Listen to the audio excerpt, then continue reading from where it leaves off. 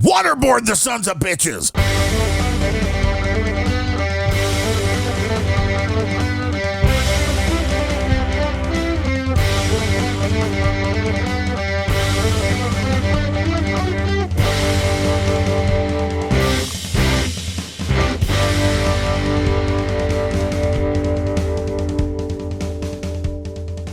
You ever been southbound 35, Gene? I grew up southbound 35, man. There you go. Pat Green, hell of a song. Minnesota to Texas. That's how you got there. That's so 30. That's what takes you right from literally 35. That's literally then that should be your theme song. Southbound. Mm-hmm. Yeah, southbound 35. Pretty much. Going down to the border. You've got it on unrelenting. Another Friday. I think I've driven the entirety of 35 from the very start of 35 to the very end of 35. Because it goes from Minnesota all the way down to the Mexico border. Is that? Yeah. Do you like it? Is it a good highway? It's a horrible highway. It's got traffic almost the entire route. Well, that's why you drive at like 3 a.m, or is that when all the smugglers are out? No, that's well. If you drive it like midweek in the summer at night, it's okay. True. Perfect. And it is summer now. How are you? It's a beautiful day. 72 degrees right here outside of Chirac. That's great. You finally got some good weather. I know, rather than 90, 95. You can tell in the basement with the old dehumidifier that has the like 2-gallon jug or maybe even 2.5. It fills like every day. A lot of humidity here.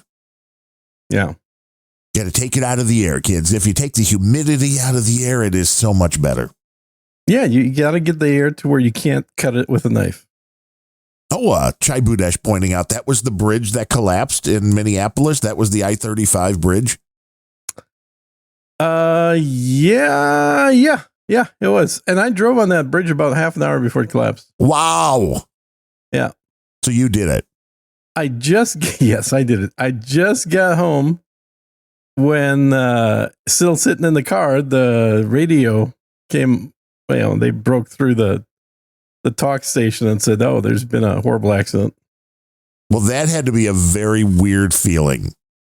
When they're like, yeah, it allowed me to work from home for about 2 months. So it was pretty cool. I mean, what was less cool was if I would have stopped somewhere for a half hour, right? Yeah. If I would have stopped for a bowl of ramen, then I'll tell you, I was not surprised. They were doing road work on that bridge, and so traffic was scrunched up. And they basically had, both lanes. This is a long time ago, so I'm going off memory. So I think what it looked like was they had condensed both directions of traffic onto one direction's worth of bridge. And it was all backed up. Well, of course it was backed up because you have slow speeds because of the road construction. Yeah. And they have construction vehicles and equipment on the bridge. Yeah. Nobody accounted for how damn heavy those things are. That would have been okay if they had bothered checking the all the metal connector. They're not bolts, but they're basically the equivalent of bolts that were holding the spans of the bridge together underneath. Yeah, you take a leap of faith. Apparently were loose because people were saying you can hear the sound of them clanking. Well, that's not good. No. But I was watching a guy, and it was kind of disappointing because he never made the big trestle bridge. But there's, I guess, folks on YouTube, because you can do everything on YouTube. And this dude bought in a little truck, like a pickup truck from Japan, but it's like a mini truck. Okay. So it is almost the exact width of a train track. And he built things for the front and the back out of metal with the metal wheel so it would keep it on a train track. And I guess there are people that explore long left for dead train lines. And this guy was out in the middle of rural Idaho, potato land. And, it's fine. It's great. It's fun, taking all the big rocks off.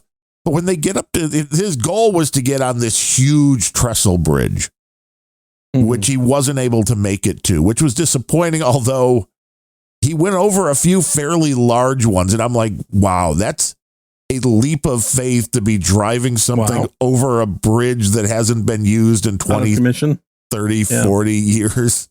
Yeah, so nobody's... but it also means it hasn't had wear and tear for 20 or 30 years. True, but nobody's inspecting it, so you don't really know the condition it's in. Yeah. But it was pretty wild. I'm like, this is, I guess, a hobby. I mean, it probably pays better than podcasting. Well, dude, please.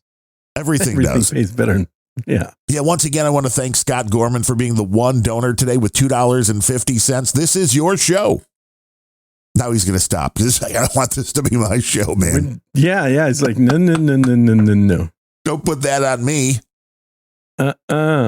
Exactly. We're just here for our own amusement. Mm-hmm. But I thought that was a very interesting hobby to have. And the fact that they were going so far in, it was so depressing because I don't think they did this intentionally. Because they went the whole first day and they got deep into the forest and they camped. And as they're camping, they're flying their drone to see what's ahead. And they didn't know that, I guess, when they decommissioned the line, they also had a bunch of abandoned train cars they didn't want anymore. So they just left them on the track so they couldn't. Yeah.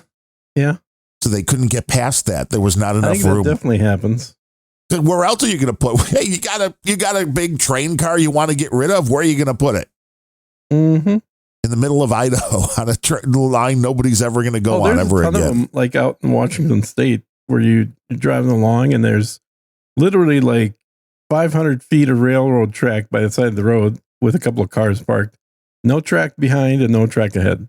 You're like, how did this get here? It got left there. That's how it got, and it's never going anywhere because it weighs, I don't know, 100,000 pounds, or probably a lot more than that. Right. And thanks, Alvaro. They called them the Kai cars. They're little mini trucks where on the road, it kind of looks like it's about half a car. It's if you take a full size pickup truck, even a small Toyota, this thing's like half the size of that still. They're like little mini things, which I don't know if I'd even fit in them. Oh, they're that small? Yeah, they're little like mini trucks. So it wasn't like even a Toyota, truck like in the 80s. You had those little Toyota pickup trucks. This thing was about half the size of that. Really? Like little mini thing. I think they just abandoned it too because the thing was starting to die out every now and then. I think when they got to a point where they couldn't go any further. So that may now be on a track somewhere in the middle of Idaho. Jesus. But it's one way, I guess, if you want to get deep into the woods for some camping fun. I like when they stopped in like one little grocery store and they were telling the guy what they were doing. And he's like, you got a gun? And they're like, no, why would we have a gun? And he's like, bears. Like, yeah. There's big bears out in the woods. People, come on. Not a place you want to camp without being prepared, I would guess. No, that's, I don't know that necessarily the gun's even going to do you all that much good. True, if a grizzly comes up, you're just probably his dinner. I mean, you kind of look like dinner. You smell like dinner. Yeah. I mean, the best thing you could do is just throw a bag of food at him and hope that he decides to eat that instead. So all they had was like the freeze-dried food, so the bears are going to be like, I want fresh. They want the fresh, juicy food. Yeah. So now this is just our test of our theory. If you're on YouTube later and you have a bunch of videos of people taking weird vehicles on train tracks, you'll know why. Like, I didn't even know this was a thing. And he broke it into a 3-part series. And I pretty much skipped the whole first part because I didn't care how he was going to take the truck and put the stuff on it. That seemed boring. Yeah. I wanted to see the journey. And then it was disappointing because they're like, our goal is to get to this huge trestle bridge. And I'm like, I want to see these motherfuckers go over the trestle bridge and see if of course, would there be a video if they didn't make it? So that would be the question if somebody would like find the vehicle and be like, oh, look, dead guys. But hey, wait, there's an SD card here. Let's throw this up on YouTube. Yep. That's it's the exciting way to go. There are a lot of people doing interesting hobbies in lieu of sitting and being keyboard warriors. which is better than sitting and being keyboard warriors. It gives you something to watch. It gives you scenery. Gives you scenery. And the keyboard warriors just keep doing the same things over and over and over. And they all want to talk about the same things over and over and over. And they want to beat a dead horse over and over and over. Though I will give the legendary Bill O'Reilly, he had to have notice. He has to know somebody at CBS, because the day before Colbert got fired, he ran a segment saying Colbert and his negativity and all this, and this. He's like, he's not going to last much longer on CBS. Mm-hmm. And then the next day, fired. And of course, then now the Democrats are like, Elizabeth Warren, this seems like bribery. You paid Trump $16 million and you're firing Colbert. Like, well, it could just be that nobody was watching Colbert's show and they couldn't make money on it either. Yeah, I mean, that's the bit that they seem to be completely oblivious to, is that if not enough people watch the show to pay for the ads, then there's no show. No, it doesn't matter what it is. Believe me, those of us that enjoy science fiction shows like Firefly know all too well how that works. I think there's some new sci-fi movie with Fillion and Tudyk. What's his last name? Tudyk, the guy from Fire. Tudyk? Yeah. Yeah. Mm-hmm. I thought they're combined. They're working on something, which would be really cool. Maybe it's Firefly again in the future. They're older, wiser. Okay. I don't think it's Firefly, but okay. Be great. Another show that just came in, had one season, and then disappeared not without a trace, because it's still fairly well known in the geekdom circles. What's the phrase for that when the show gets a big cult classic? Cult classic, yeah. And of course, if it's a cult classic, we want to go and make a part 2 and totally fuck it up, like Doctor Who. Oh, wow, yeah. They had such a good thing with Doctor Who. And then, no, we have to make it a woman. And then, no, we have to make it a gay black guy. Like, we're not obvious about what we're doing. Mm-hmm. Mm-hmm. No, it's, look, I'm a big firm believer in that people need to just set their own endings for these things. There were only 3 Star Wars movies. Right. There were only 7 Doctors. Done. End of story. If you stop, that's it. That's your world. Yeah. And you don't have to ruin your memories by accepting their bullshit. And the beauty is the AI in, what do you think, 5 years, 10 years, that you could go put an episode of your favorite movie or television show in. It's not going to take that long. I mean, we're not going to get in 5 years to having a Dreamatorium or a holodeck, but we'll definitely be able to create full-on TV show quality videos based on subjects that we want to see that didn't exist until we asked for them. That'll be awesome. The hallucinations are going to get wild, baby. Right. Which is, again, don't believe anything you see. Like, I mean, in our lifetime, up until about, now, if somebody was caught on camera committing a crime, that was the best evidence ever. Yeah. Now, not anymore. No, now it's deep fake. That's a deep fake. Everything is a deep fake. Totally wasn't me. Deep fake, not me. People are like, oh, okay. Because here's the way you defend these things now. When they bring in the grainy security cam footage of whatever it is, of a guy, or let's just say a guy doing something bad. Well, all the defense has to do is go onto the social media site of any of the jurors, take their face and slap it on the video and go, you see how easy it is to doctor these videos up? And then they go, oh, okay, not guilty. Mm-hmm. Nobody will ever be guilty again, which is why frontier justice must return. Carry a gun, be a vigilante, take out the judge, jury, and executioner on whatever you see.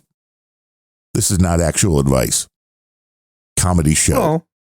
Yes. No medical, no legal, no any kind of advice. Just entertainment, baby. This is where it's going to go, though.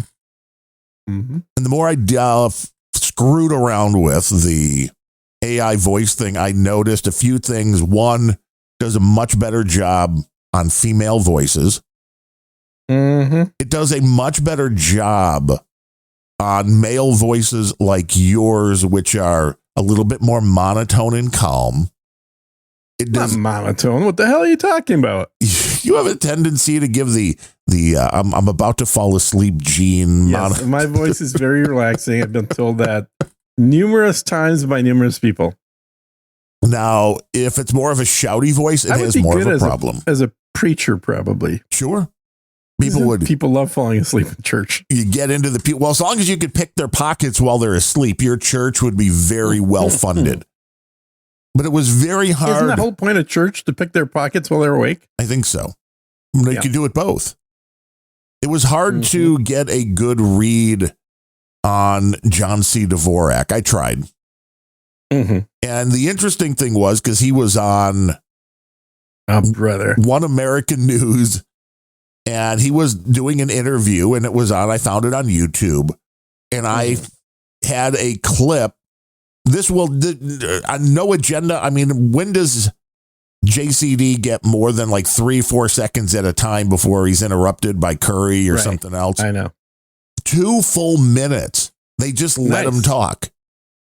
So I used that in the Chatterbox open. You could use the video of John demonstrating a PS2. Yes. On the PBS computer show. I forget what it was called. I wanted the more recent Dvorak voice, though. Or something. Yeah. I wanted the more recent voice. So this was Computer perfect. Chronicles. Yeah. What I found was taking that 2-minute and putting it into Chatterbox and creating a couple of things had almost zero. It was imperceptible 99% of the time, rather than taking a 6-second chunk out of that 2 minutes. So I don't believe that this Chatterbox thing yet, I don't know if 11 Labs is any different. I don't think it's really learning anything about the delivery. It is strictly looking at the tones in the voice. Well, there was definitely a difference in the one that I did a view that took half an hour to digest versus the one that took like 2 minute. But there was still like a New York thing going on. I think it's New York. Here's the thing. Here's the problem, dude. You don't hear yourself the way other people hear you. This is true for all of us. We hear our voice in our heads reverberating through a bunch of gooey brain matter. Right, and but so I've heard myself speaking on tape, though, so that's kind of the same thing. No. It's the same thing. It's the same thing because you're hearing yourself speaking on tape through headphones, and it's being modulated in your head. And trust me, you saying you see the color yellow is not the same as me saying the color yellow. There are differences in sound and color in the way things are perceived. The big things that you can hear, like, the pitch of the sound, right? We can all agree on what those are. But if you hear yourself without, like, if you kind of have a filter that removes the things that are done to your voice by the soft fleshy bits, I think that you would hear a very different sound. Yeah, but it would be comparison to the other. So again, that would be changing both sounds. You can compare it to other people's voices, but not really your own voice. I don't buy that for a minute. Okay. But it's an interesting theory. Now, I understand when you're speaking, that is totally true. But listening back, doing left and right, A/B testing. The first time you recorded yourself and you heard yourself speak, that should have been the time where you noticed the biggest difference. You hadn't gotten used to hearing what you sound like outside of your head and getting that synchronized with what you hear inside your head. So I'll give you that. Like when you first hear yourself recorded for the first time, it sounds very different.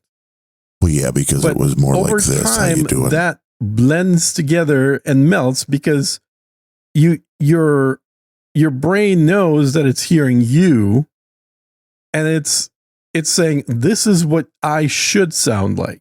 The adjustments are made in the software. But I think, again, what this software is doing is just looking at the tone and then allowing you to adjust. And it was interesting because if you wanted an audiobook kind of a read, which is slow, deliberate, enunciating, going down to the slowest works pretty good. Almost not even good enough, but it was the best. Okay. But taking those sliders all the way to the left for both the pacing and for the excitement level. Yeah. Was what you needed for what, I mean, again, I know that's a very certain vibe. That's not somebody having a passionate conversation. The sample of you that I did the opposite. I had to push both of the sliders to the right to make it sound more like you. Yes, because I have a shouty voice and you need to bring this up. Term. It is right. CSB coined it. You have the overall number of vibrations, that your voice is making, but it doesn't know how to vary those if you have a different way of speaking. And I think Dvorak does as well. I think he has a very unique way of speaking.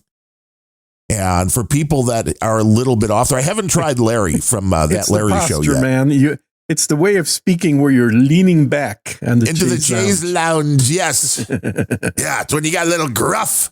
It's when, your voice is a little more... it's a little dismissive. I think so if I would normally be talking like this, hi, welcome to Unrelenting on today's show, it would be able to do that easily. Hello, Mr. NPR. Yes, NPR. That's why, maybe this is why NPR does it. Maybe that's been AI doing their shows for years. One thing that makes a lot of sense. That way it's a lot less work. You don't have to do it live. And I should pull the clip. O'Reilly did a callback to that as well. Yesterday, he made a thing where he's like, "Oh, we'll do it live," as somebody once famously said. As somebody famously said that. Yes. Like, oh yeah, that's Bill's big viral moment still. We'll do it live. But if you have more of that, and I don't know if you would say exaggeration in your voice, that may be the best term to use. Because there is a difference in the normal voice and the radio voice. I've just been doing the radio voice so long. Isn't it enunciation? It may be. And I think that is a part of it. It's enunciation and also the energy behind it where most people, I think they're lazy. Where that comes from, right? The enunciation? The need for that. Why people are taught to enunciate. Because he wanted her to sing from her diaphragm. Yeah, why? Because that was a Steve Martin bit. Because again, it's the way it delivers. It's because of technology. Volume. It's because for 100 years, the technology that we had available to be able to record and or transmit voice was so shitty that it couldn't convey the full spectrum of tonalities and the differences in volume. Oh, true. You go back to that old time radio sound. Yeah. You had to be taught, and this is true for movies with sound. This was obviously not true for movies without sound, but for movies with sound, for radio, you had to do this. Otherwise, you would just sound like mush. And people would say, "What did he say? What was that?" So if you didn't enunciate properly, it would be mush. So I think it was in a lot of ways technology driven and not so much a need by, your friends or people that you were actually talk in person with. Now, of course, we have the telephone. The early telephone might have caused that as well. Well, all technology, it had a limited bandwidth. It was analog, and the bandwidth for transmitting human voice was adequate, but it wasn't great.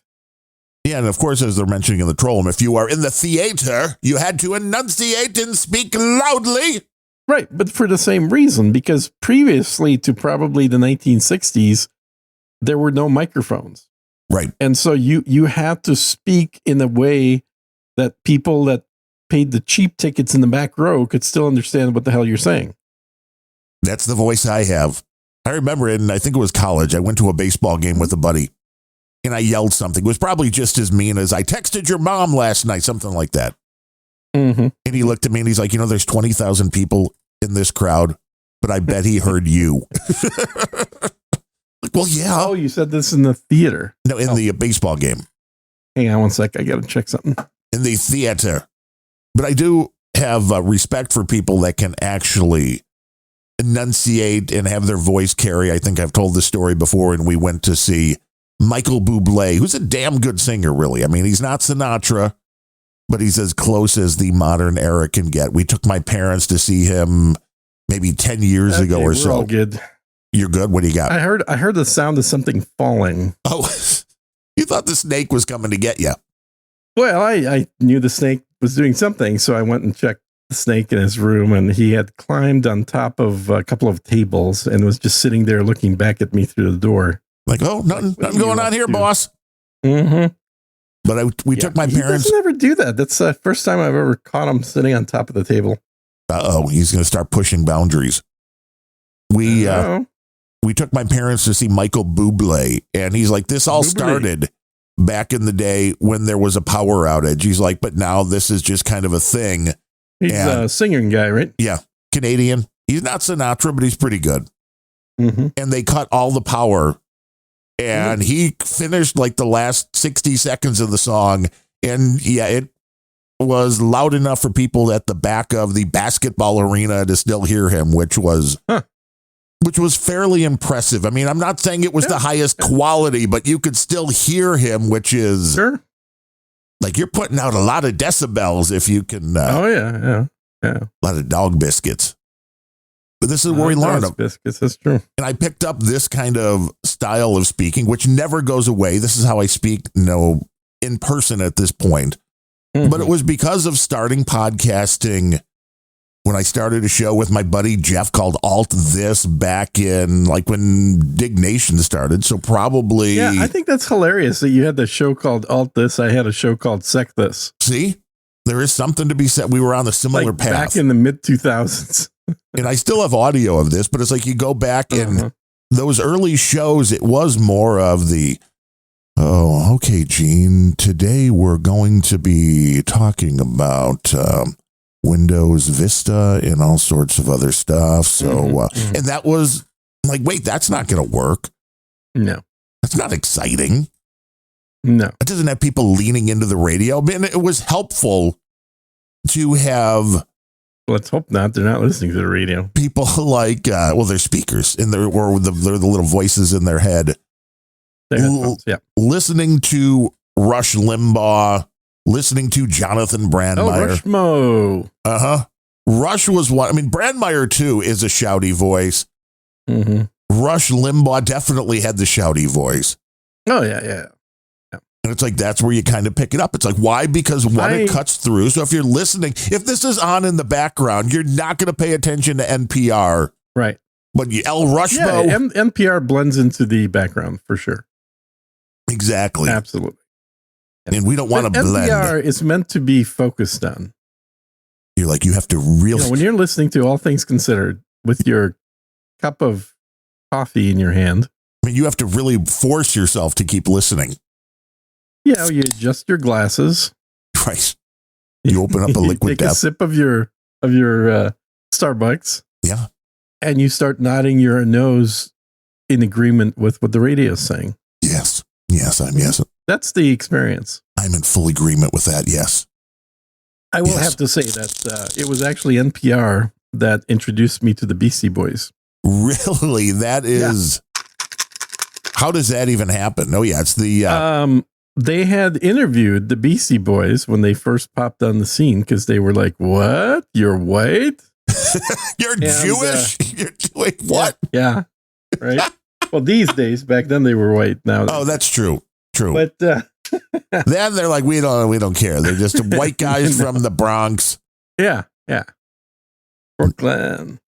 So, yeah, that was the first time I heard the Beastie Boys was actually on NPR. I'm like, oh, this is kind of different. This is interesting. Did they actually play any of the songs all the way through? They played probably 30 seconds of it.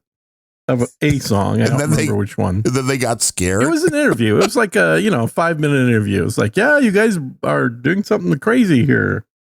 And how are people reacting to it? I mean, it was big.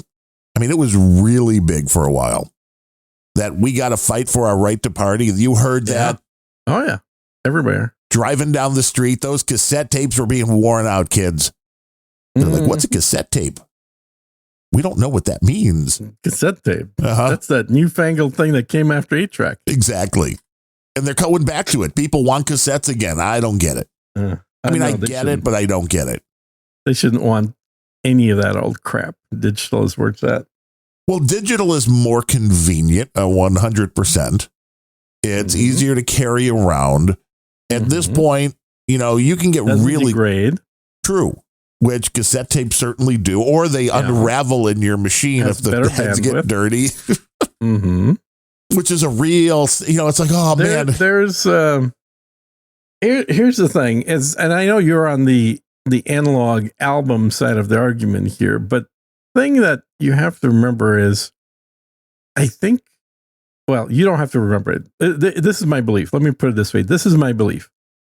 I believe that because most people had heard their favorite music mostly on records, like people our age, that there was a connection of that's what that is supposed to sound like. That was established based on records as a medium, because records were certainly better quality than tapes, at least the first few times you play them. Yes.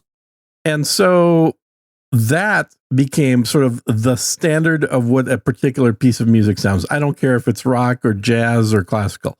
Like, you heard it on a record and you're like, oh yeah, this is great. Most people did not have the opportunity to hear those same pieces live. And anyone that doesn't see a difference between what's on the record and what you hear live doesn't have ears. So I think that this idea that came out after CDs were introduced, that, CDs sound worse than records. In a lot of ways, it is simply the fact that the bass, and I don't mean like basses in music, but like sort of the standard or the default presentation of a particular piece of music for the vast majority of people, our age at least, was on records. And so you're comparing the CD to the record, and you're saying the CD doesn't sound like the record. There's subtle differences, and I don't like them. That does not mean that the CD is further away from the live recording from which both were made. Oh, I would agree with that. I mean, I think that CDs actually have a more pristine sound. There's no question about that. And I mean, we're right on that cusp, being vinyl. I mean, I bought my first vinyl record, Billy Joel's Glass Houses, I think 1980. And it was 1985, I believe, for Christmas. Maybe it was 84, 85, I think. Player. Got a CD player. Yeah. With Born in the USA, Bruce Springsteen, Dire Straits, Brothers in Arms, and U2, The Unforgettable Fire, which are still three of the best damn albums around. I think I was 86 for me for the first CD player.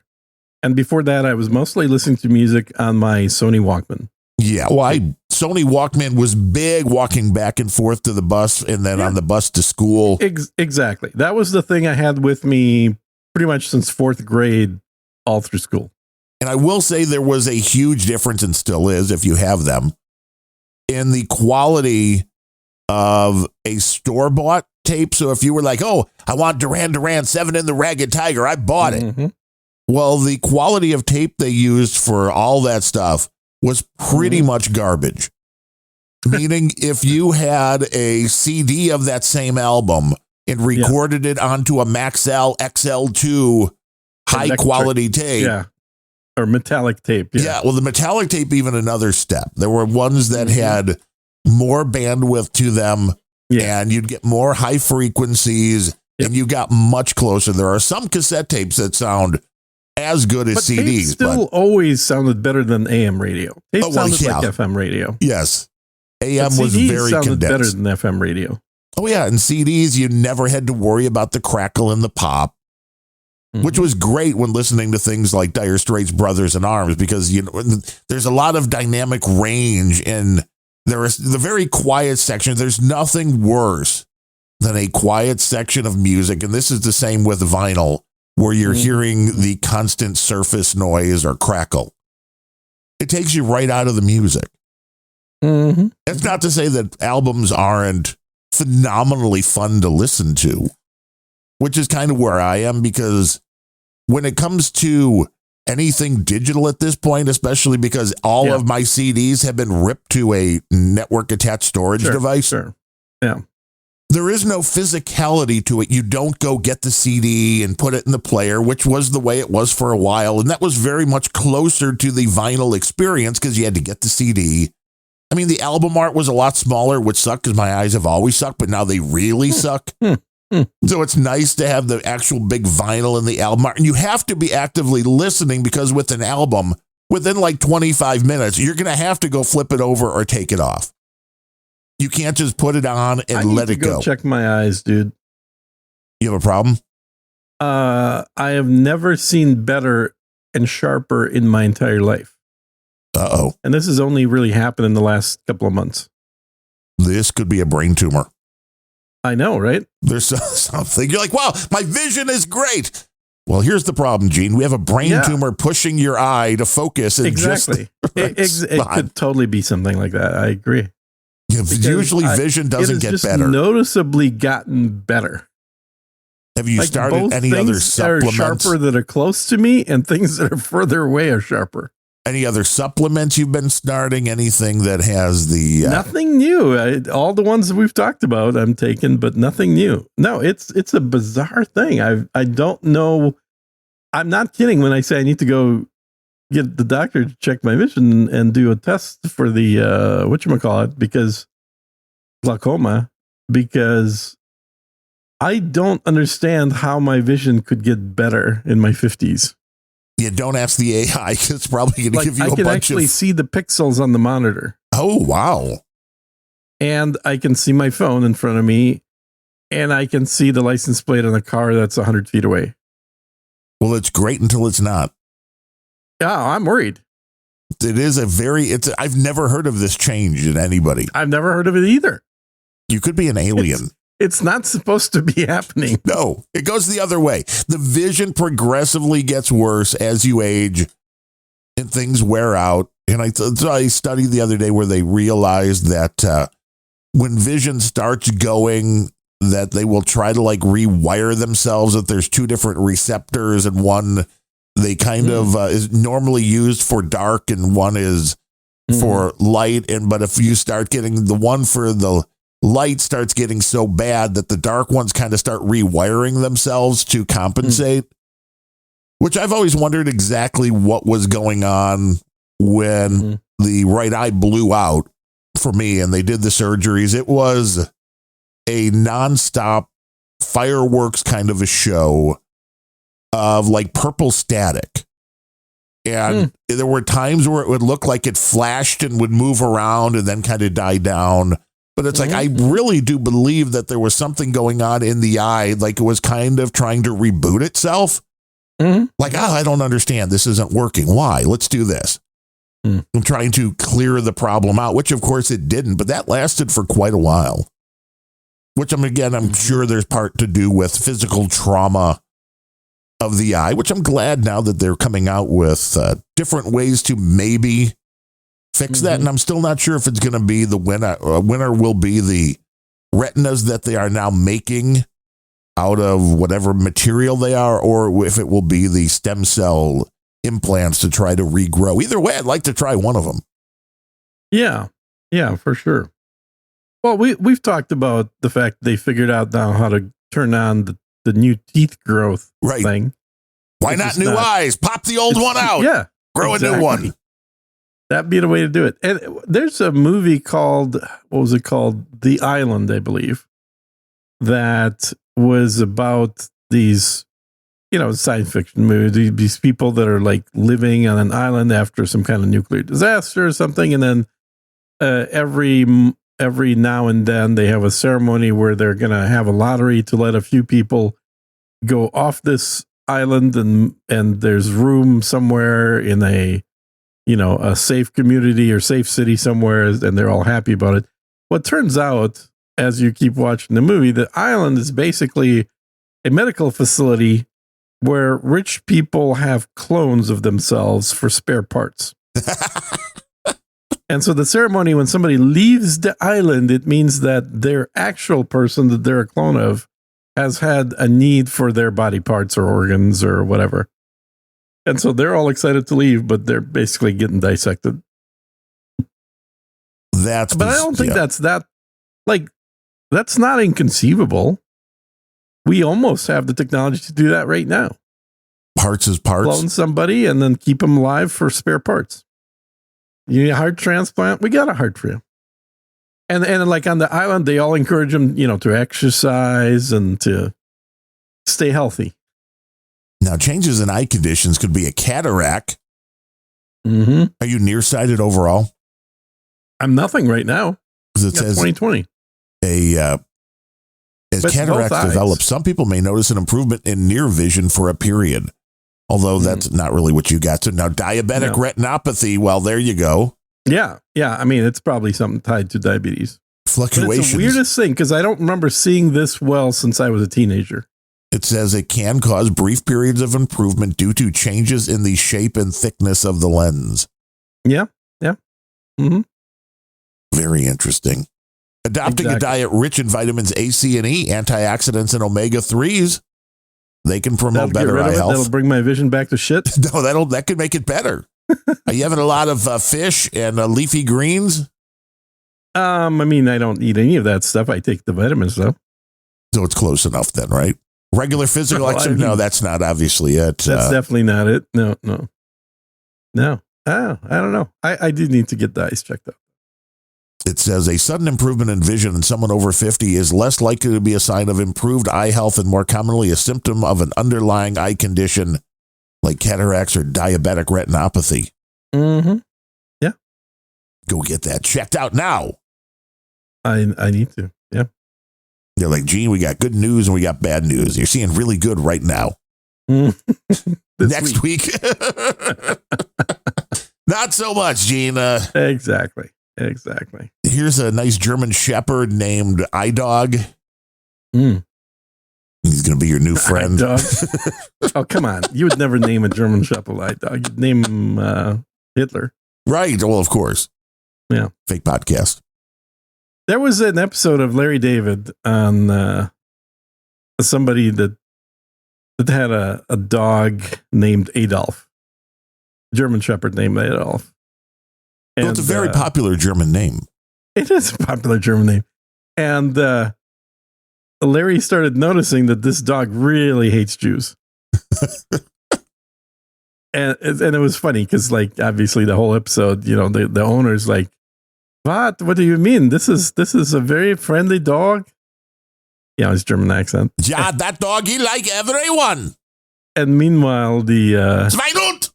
Like dog's just sitting there looking at you, and you show him the Star of David. Dog starts barking and jumping. It's pretty funny.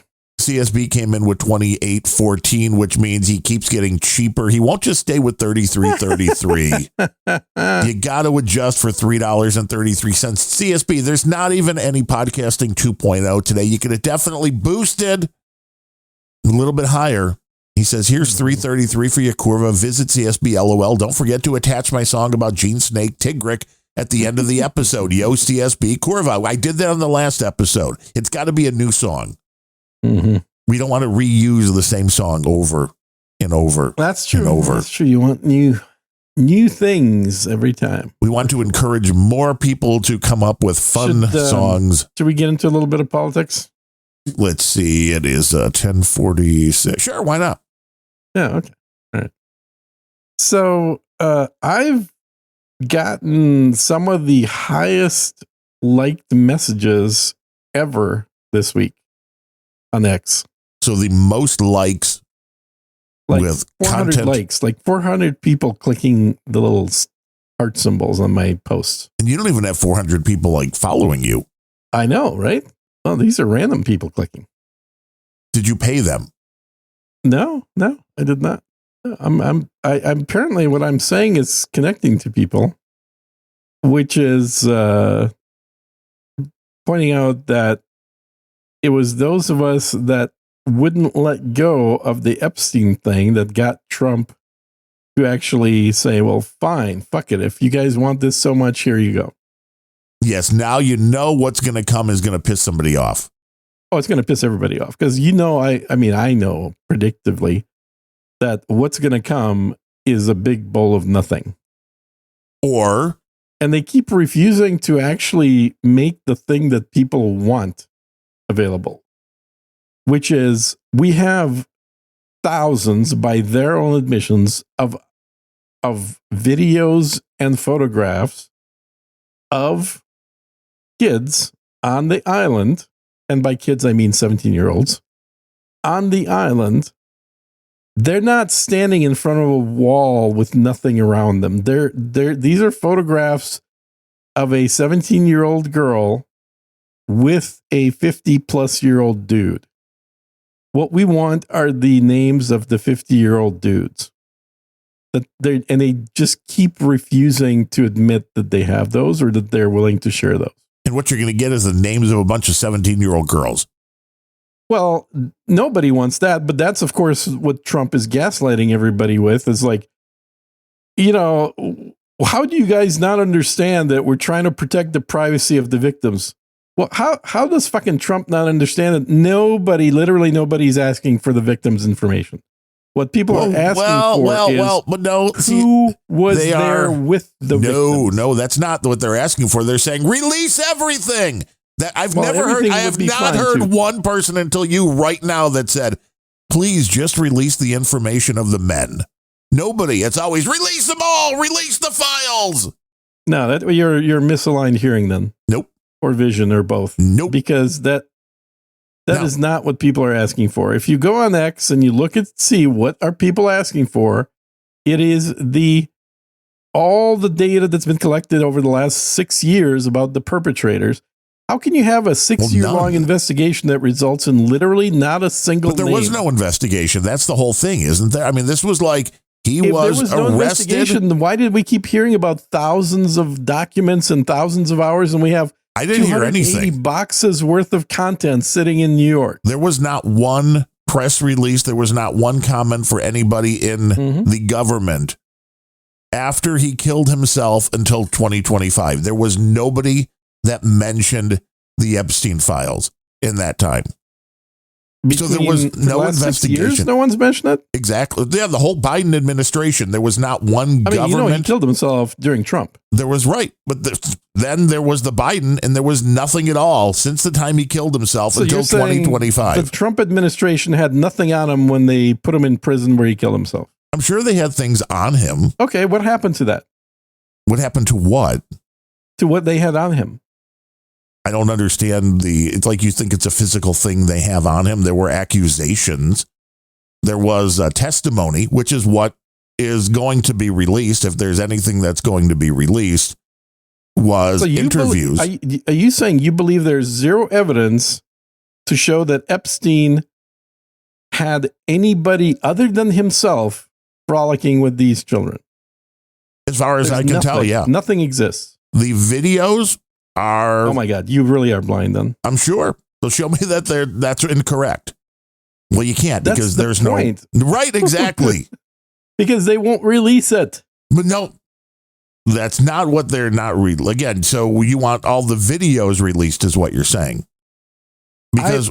evidence. Evidence includes videos, includes photographs, includes letters, includes notes, includes communication. Well, yes. But they're saying there are no letters. They're saying there are no notes. They're saying, I don't know what they have as far as communications. They have physically impossible people that they interviewed. There are no letters and notes. Why? You think people don't? This didn't happen in the 1960s where people did things by hand. No, but maybe it was on an age of computer. You don't believe encrypted hard drives? I mean, you know how to use an encrypted hard drive. Release the encrypted hard drives. But there are plenty of people that are what's on an encrypted hard drive. That's it. You don't know what's on an encrypted hard drive. I mean, we all know. It's right there in the instructions. No, you wouldn't, because they don't know what's on there. That's the whole issue. They have not found anything. The whole issue is they do know what's on there, and they're protecting people. Is what? No, they don't. They say they have videos, but they say that's pretty much all they have are the videos. I know what they say. I'm saying what they actually have, not what they say they have. So your proof of what they actually have is what? My proof of what they actually have is they convicted a guy based on apparently less evidence. No, they have videos of him doing bad things. Well, show them to us. Well, see, this is again very problematic. I don't buy it at all, and none of the evidence that would be needed to convict somebody on what he was convicted on. And we're to assume, let's just understand that the tapes, however much there is, that had him, well, he wasn't convicted this time. He was arrested, but he was never convicted because, well, dead. But the videos that they have, allegedly, are him with underage girls. So the only way to release everything is to release a bunch of child porn. Where did those videos come from? From him, I guess. So a guy records himself breaking the law, multi-billionaire. Because he wants to watch it back over and over again, I guess. He records himself with underage girls, and he has an island that he goes to alone by himself with underage girls, and yet we have what is a number been reported anywhere between 30 and 1,000 women that have provided evidence against him. I don't know the exact number. None of this makes sense any more than WTC7 falling. I don't know what the number of the women are. Make sense. But it's very possible that he was recording himself doing these things. And if there were other people involved, that he was not actually involved in the blackmail. Everybody wants to believe there's a blackmail thing going. And there's an easy way to kind of figure this out. There would be a money trail, because what else are you blackmailing people for if it's not for money? And nobody has ever come out either.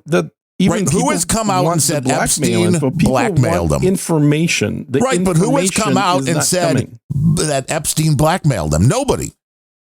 Not one person has come out and said, Well, that's how it usually works. People that are being blackmailed don't say I'm being blackmailed because I did something. No, but he's dead now. Nobody's even come out after and been like, well, this guy's dead now, whoever. But Epstein was blackmailing my father. Just like the guy, D.B. Cooper, and the kids came out. Creating a red herring. You're creating the red herring, because it's like, where's the evidence? And show me you've got the evidence. We know the evidence is there because it's not there. I mean, it's ridiculous. No, what we know is what ended up happening. The guy got convicted twice. We know that he was not convicted in 2016 or whatever this was, right? We understand that. Island 20 plus times. That already came out years ago. And now we can't get the information that was already leaked. Wait, how do you not have the information that was already leaked? You have it if it's leaked.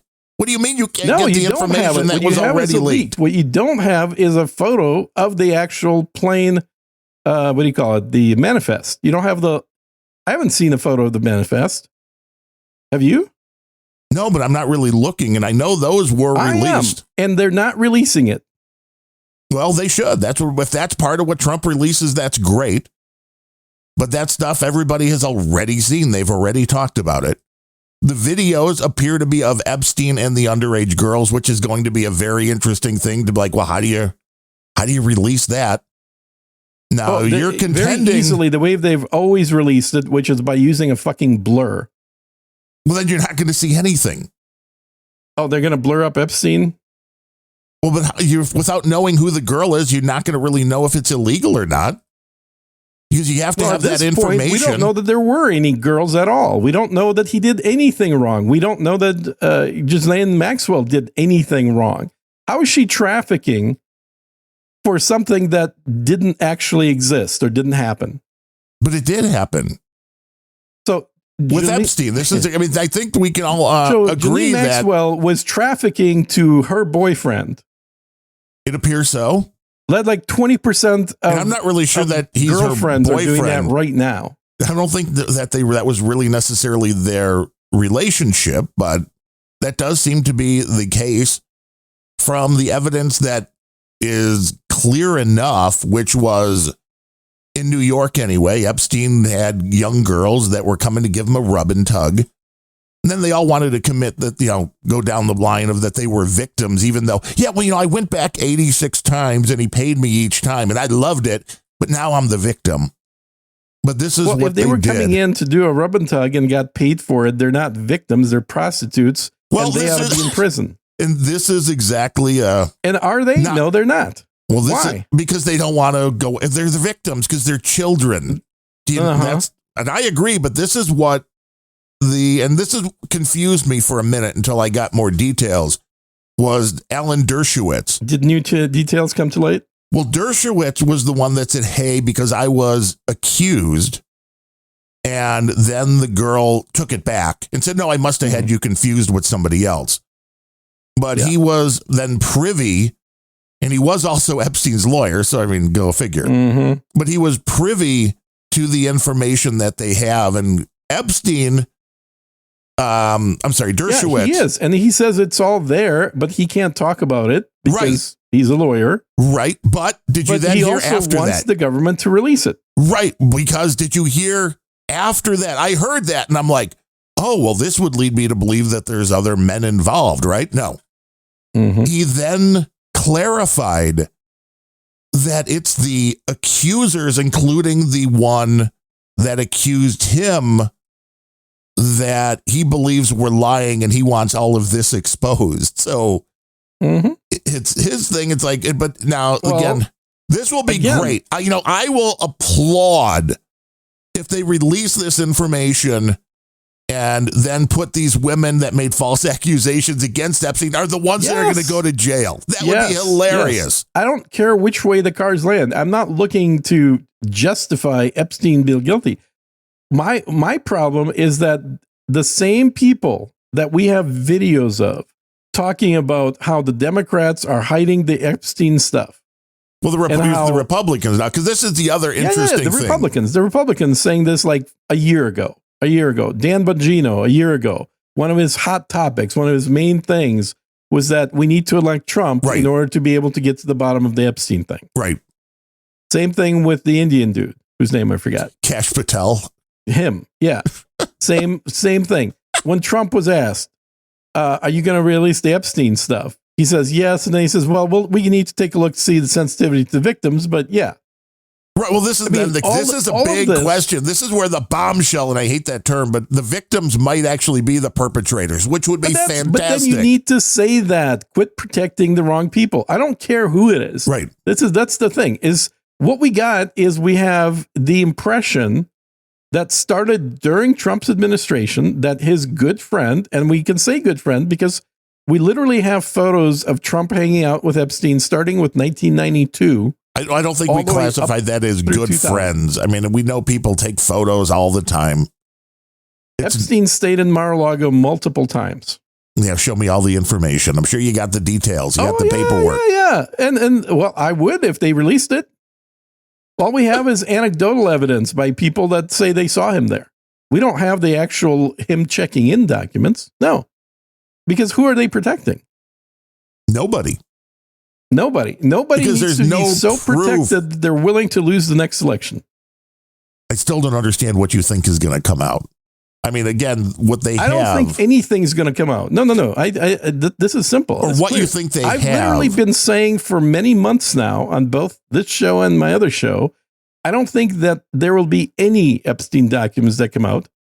And I don't remember what you said. Maybe you didn't care one way or the other, but dude named Ben was absolutely saying, oh, they're totally going to come out. They're absolutely coming out. Trump's going to come out. And I'm right. Doesn't mean I'm happy that they're not coming out.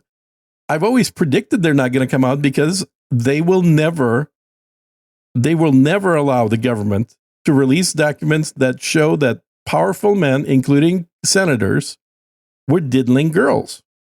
They're never going to let that happen. Well, and you would have to, again, have proof. And if they don't exist on videotape. Who would have the proof? The people that if it doesn't exist on the videotape, let's just say of all the evidence they have from Epstein, that there are no videotapes of anybody but Epstein with the girls, then what? Then we know it's a total cover-up. Well, then I think it may be a total cover-up. It is a total cover-up. I agree. And I think what this And was that's is why part we of keep the, talking about it. this is part of the, well, no, it's a waste of time, that kind of thing. Talk about it, but here we are. It's a waste of time. It is. It really is. Because in the grand scheme of things, it doesn't really mean a whole no matter which way. Character means nothing. Okay. No, I didn't say character means nothing, but where there is proof. That's literally what you're saying. No, because if there's no proof there, it's like sometimes bad people do things and there's no proof. That's just the bottom line. There's nothing like clarity to demonstrate that it was a single bad person. Because right now, what it looks like... Well, who's going to believe that's all the videos? I mean, here's the beauty of it, too. As far as it being... they need to release everything.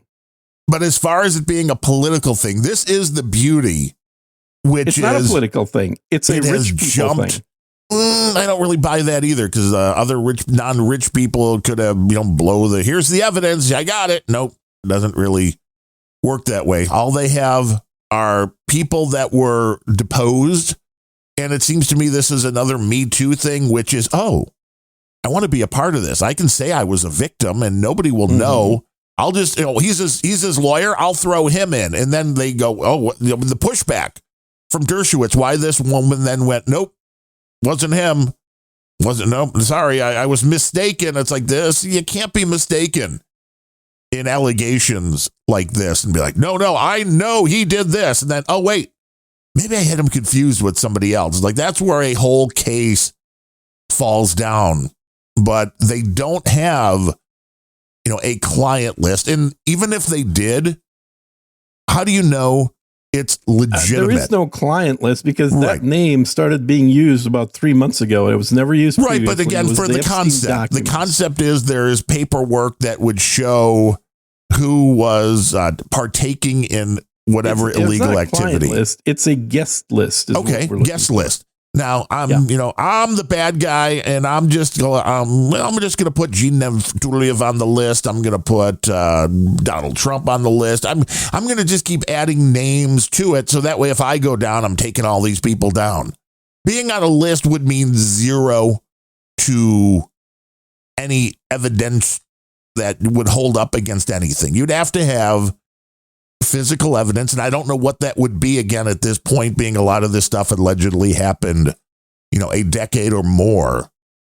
If you don't have the video, it's like maybe a lot of bad people got away with shit. I agree that is possible, but how you go after, and you can't just go on the word of what somebody says, because we know with the Me Too movement and all this, people are looking for a payday. They're like, hey, I'll get a big settlement. I'm going to be able to write a book.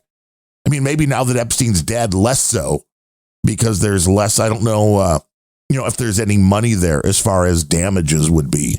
What is the benefit in covering this whole thing up? Covering what up, though? That's again what do you believe is being covered up?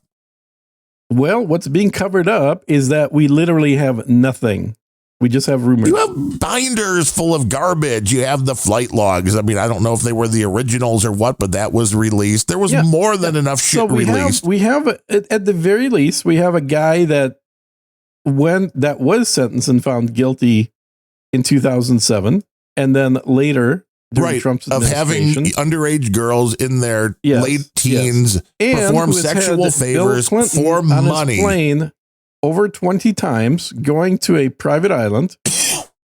If you think there's nothing there, then I think you're just not looking. I don't, again, but how do you prove? Okay, so he was on the plane and went to the island. How do you prove it? By looking at the data. And what they managed to do, though? There's no fucking data. And you're never going to get any unless you push to get it. That's the point. Push dude. to get what? Push? What do you think's going to be there? This is hilarious. World War II never happened. This is sick. No, there's actual proof. No, there was never any nuclear bombs. There's no proof. Nothing ever happened. No, I think there is. Test the soil. But again, you need physical proof. Did you see it with your own eyes? It must not have happened. It's just idiotic arguments, dude. No, your argument's idiotic, because if you don't have any proof, you don't have any proof. You're not going to get any proof unless you ask for proof. You're not willing to ask for proof. Oh, you have to ask for proof. That's all you got to do. Just go ask for proof. Go ask the island. Go ask the airplane. Give me proof. Did the U.S. start the war with Japan? You really want to go? This is how Ben Rose would tell you you're arguing. You're just now jumping into other things because you have nothing. You got nothing on your argument. I'm trying to make a point that the U.S. starting the war with Japan. We have proof of that, which we didn't have for about 40 years. Where are you going to find it? Where are you looking for this magical? Where are you looking for this magical proof? Where do you think it is? So here's what I would do if I was Trump. Let me answer your question this way, because I think this is maybe easier for you to see what I'm getting at. It might be in Al Capone's vault. If I was Trump, what I would do is say, we looked through all the data, and what we found, it was this one crazy dude that was into underage girls who liked to hang out with other rich people. And as hard as we looked, as much data as we went through, there was nothing illicit that we found that anybody else did. Here's all the data that we can share with people's faces blurred that shows that nothing else happened. Instead, they say, but that wouldn't prove nothing else happened. This was a hot topic the whole time since he was originally put in prison and then didn't kill himself. And then for 6 years, this went on. Oh, we're going to get to the bottom of it. We're going to get to the bottom. Pam does a whole little show and tell. Well, nothing was really going on. YouTubers to come out and give them binders that are empty and say, what was in the binder? I mean, they released that.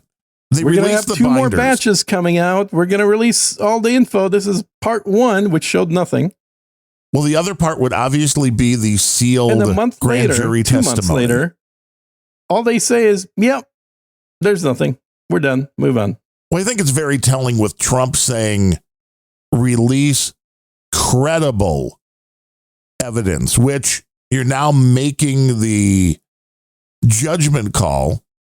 And I understand why, to a certain extent, if they are trying to protect the girls, which it is, you have to admit, kind of a catch-22, which is you're dealing with a bunch of girls who were technically underage. But from the evidence that has come out, would appear to me that they were doing this willingly. And this is very troublesome for the Democrats who want children to be able to cut off their own genitals at age 12. Mm-hmm. Mm-hmm. To say, well, that 16-year-old girl taking money to fuck, well, that's too far.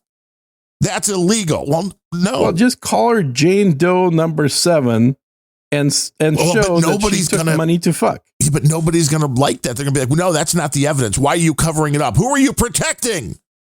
Which is what this turns into. Well, right now, they're literally, by having nothing at all, it sure as hell looks like they're protecting somebody. And I think what they're doing is protecting the girls, which, hey, I'm fine. I think the truth, if you've got anything else, should come out. I wouldn't be protecting anybody, even 15, 16, 17. Again, if you took money to do something, knew what you were doing, and then claimed to be a victim, I have a problem with that, because I think even at 15, 16, 17, you know well enough what you're doing that you can't. Yeah, okay, so are we then supposed to assume that there was never a blackmail scheme? There was nobody that Epstein was blackmailing. All of that was just made up rumor bullshit. Unless anybody has a paper trail, I would have to say yes. That again, either it's the Mandela effect, is like, well, how else did he make all of his money? I don't know. But if he made all of his money from blackmailing people, then that would be one thing. Banking records. Listen to people like his brother, his neighbor, Dershowitz, Weinstein, who met with him. You listen to all these people that had personal interaction with him. All of them say very similar things. They don't know how he made his money. Well, right. They don't understand why the people that were coming to see him came to see him. Yeah, but there would be paperwork. I mean, we're talking banking. He wasn't using Bitcoin, baby. But that's the paperwork we want to get. And you're saying there isn't any, so it'll go away. Well, show me the banking records. If you can get banking records, dude, it's that would be great. It's a circular argument. The people that have the power to either show or not show are the people that are the most interested in the cover-up. Which then they'd also be the people that could release totally forged banking records, correct? Absolutely. Like Obama's birth certificate. Like Obama's birth certificate, which we've seen now in multiple videos. So do you see why, though, that this is such a waste of time? Of an image.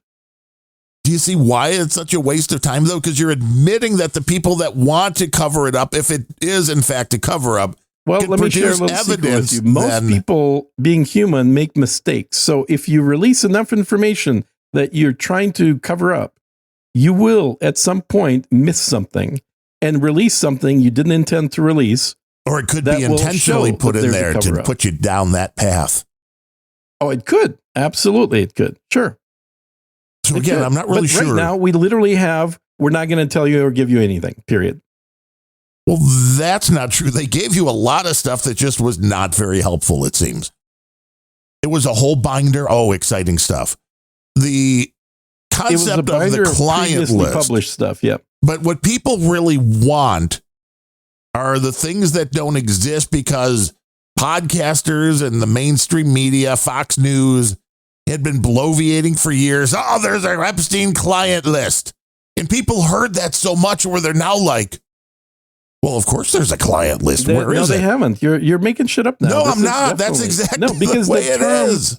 Epstein client list first originated 4 months ago. Oh, yeah, nobody ever talked about a black book or a client list before then. Oh, no, they talked about a black book. Well, that's the same thing. No one right now is talking about a black book because black book is physical evidence. Because they're not willing to release. No, because they assumed that he had one, which again, I don't know why you wouldn't have used something encrypted, but that's just... well, he would. That's the point. He's not going to be writing shit down by hand. And can we also understand that even idiots who don't know what they're doing with disk encryption, the open source project Veracrypt, which has been around way long enough before Epstein, they show you how you can create an encrypted part of a drive within an encrypted drive. So if somebody even forces you like, hey, Gene, we know this drive is encrypted. You give them the key and they just get a bunch of junk data. They don't realize there's an encrypted drive within the encrypted drive or a folder, but you get the point. Yeah, TrueCrypt's been around for 20 years doing that. Yeah. So how would anybody ever find that information? If you wanted to hide something from the federal government, Gene, if I wanted to hide something and you knew what you were doing, nobody's going to find that information. It's probably on a hard drive, but nobody knows that there's another encrypted part of that drive. Or if they do, they can't get into it. It's not hard to keep information private, which again, a lot of people, I know that sucks. If somebody's investigating any case, that all of the information could be right behind an encryption password, but if you don't know where it is and you can't get into it, what can you do? All right. So if they have nothing, then what were they trying to convict Epstein of? Of diddling with the underage girls, I would guess. They seem to have plenty of videos, according to Pam Bondi, and I know she's not the most legitimate source at this point, but there's a bunch of videos of him with underage girls. At the time, I mean, now the girls are probably 50. Well, I don't know if they're quite that old, but so he was charged with sex trafficking of minors and conspiracy to commit sex trafficking. Right, which is taking your 17-year-old to yourself. Sure, you could. You could be trafficking them by taking them across state lines out of the country. That is still trafficking, even to yourself. Okay. All right. Well, maybe. No, I'll give you that one. So that's all it is. As far as you're concerned, all Epstein did was take a girl that he met through whatever means, who was under 18. Probably more than out one. In the country. Yeah, probably more than one. But probably more than one. As far as the evidence shows, that's it. Now, obviously, he had friends. Obviously, people were with him at certain points, but there does not appear to be any evidence of that. So I don't know how you. Well, we don't know if there's any evidence because they're not going to share the evidence. But they have the video. So again, you're not even will. If they come out and say, Bongino, who was Epstein. If he comes out now and says, I've seen all the videos and it's just him with girls, there's nobody else involved. Do you believe that then? Or no? So who do you believe? Anybody? Do you believe anybody that would say that? An independent federal, what do you call them? We had a name for it. Independent special prosecutor. There you go. Yeah. somebody that essentially is working for Congress, not for the president. Well, then they should certainly do that. And that would brush everything right on I under. think that would, like Ken Starr back in his day. Just not the guy that was going after Trump, though. That was obviously a fucking shill. But the shill that was going after Trump, in the end, found nothing. True. Even the shill that was clearly against Trump, after 4 months, 5 months investigation, still his final report basically said there's nothing here. We got nothing. Yeah. And okay, but that's much better than what we're having right now. Yeah, and I would bring out, this is one place I do agree with a DigiGuru's favorite, Bill O'Reilly. Bring out Merrick Garland. He was the guy that was in charge. He knows what's in those files. Have a joint press conference with him and Bondi and everybody say what you got. You saw Nancy Pelosi said Trump is right. We need to not spend any more time on Epstein. I mean, to me, that's yet another reason that likely they're lying. And when you did not see Pelosi make any leadership comments from the other side step over and say, "There's nothing to see here." I have not seen Nancy Pelosi say anything. Allegedly been covering this up for the last 4 years. Is Pelosi still alive? Apparently. I mean, I don't know what she's drinking every morning, but it's something like the Fountain of Youth drink or something. It must be. Calls it a distraction, which it is. Although, to be fair, it's a distraction to both sides equally, I think, at this point. And then these idiots on the conservative side that are saying that just, you gotta listen to Trump. You gotta trust Trump. It's like, fuck you, dude. I don't trust any politician. I trust evidence. I don't trust politicians to but further than I can throw them. The catch-22 is the politicians are allegedly in control of the evidence, so anything that you get is then sullied. And I think Trump did make a major misstep by pointing out, well, there may be things in here that aren't legitimate because it was under the Biden Department of Justice, FBI, these things. Yeah, Trump's trying to blame all of this on Biden, which I get. He always does that.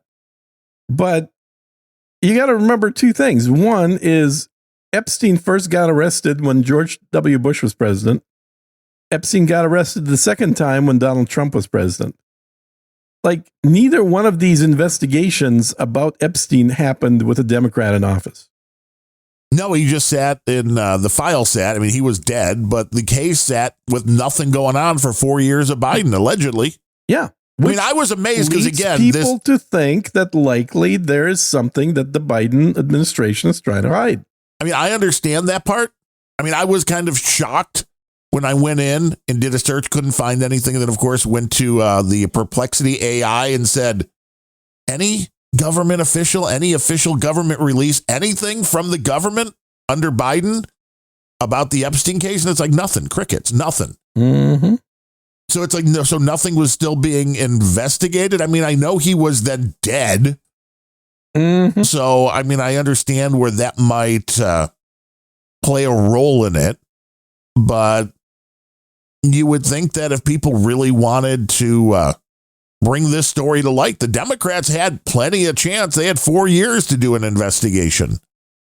And I think we all know if there was anything, when people want to use this politically, everybody assumes, and as we're talking with evidence, this stuff is coming out in drips and drabs. It's not like you're really getting a full mother load at any one time.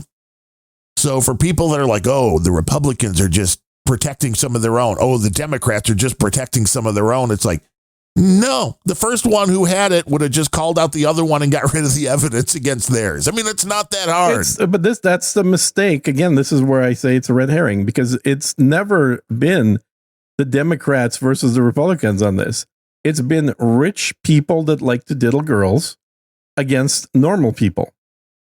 So you just think everybody in government are rich people that want to diddle girls? No, I think that rich people have a much better sway with government, and plenty of rich people are in government, sure. And Epstein was rich. We assume Epstein was rich? He was a billionaire. What, billion? I don't think he was really a billionaire, was he? According to testimony, he was.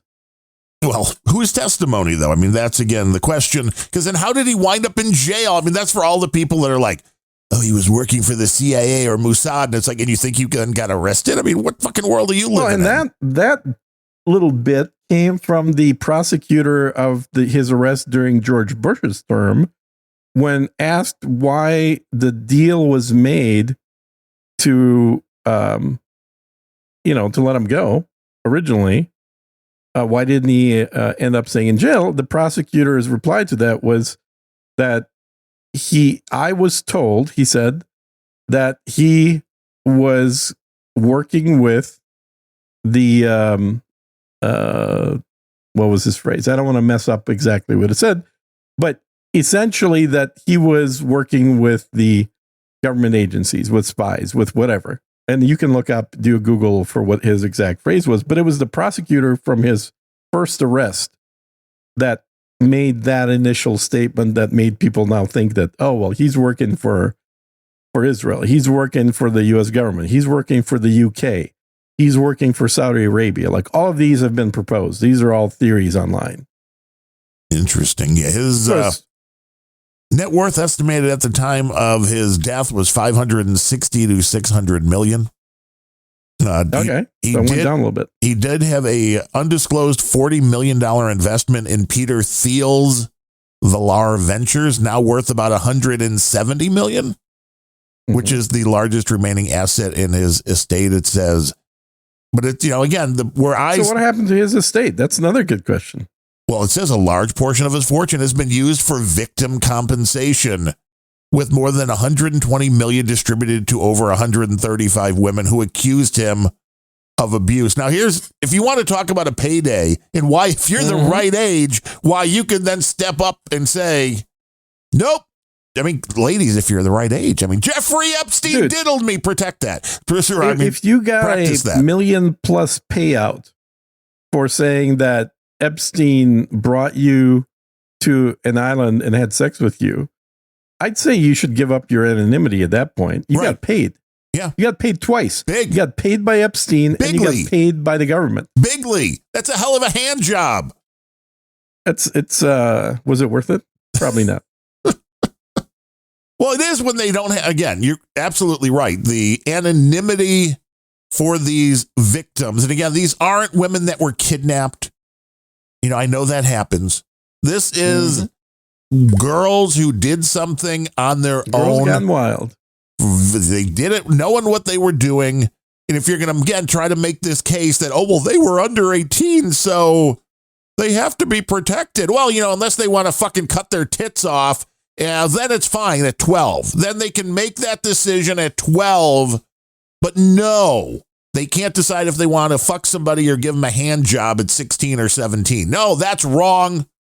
But no, at 12, they can decide that they want to cut off their genitals. It's a great concept the Democrats have.